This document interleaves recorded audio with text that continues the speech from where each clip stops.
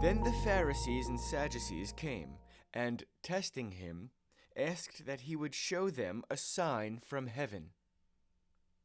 He answered and said to them, "When it is evening, you say, 'It will be fair weather, for the sky is red.' And in the morning, 'It will be foul weather today, for the sky is red and threatening.' Hypocrites! You know how to discern the face of the sky, but you cannot discern the signs of the times. A wicked and adulterous generation seeks after a sign, and no sign shall be given to it, except the sign of the prophet Jonah." And he left them and departed. Now when his disciples had come to the other side, they had forgotten to take bread.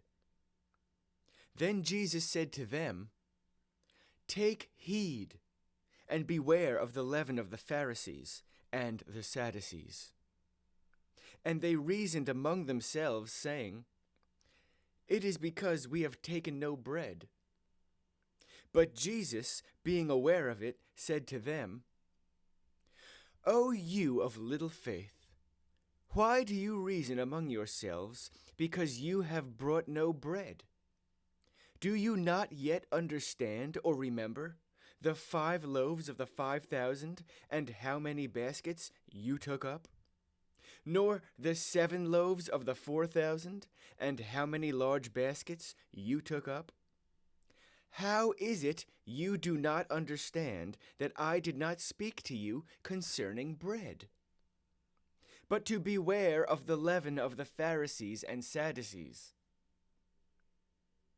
Then they understood that he did not tell them to beware of the leaven of bread, but of the doctrine of the Pharisees and Sadducees. When Jesus came into the region of Caesarea Philippi, he asked his disciples, saying, "Who do men say that I, the Son of Man, am?" So they said, "Some say, John the Baptist, some Elijah, and others Jeremiah, or one of the prophets." He said to them, "But who do you say that I am?" Simon Peter answered and said, "You are the Christ, the Son of the living God." Jesus answered and said to him, "Blessed are you, Simon Bar-Jonah, for flesh and blood has not revealed this to you, but my Father who is in heaven. And I also say to you that you are Peter, and on this rock I will build my church, and the gates of Hades shall not prevail against it.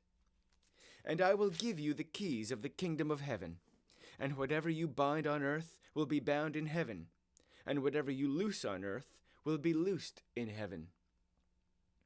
Then he commanded his disciples that they should tell no one that he was Jesus the Christ.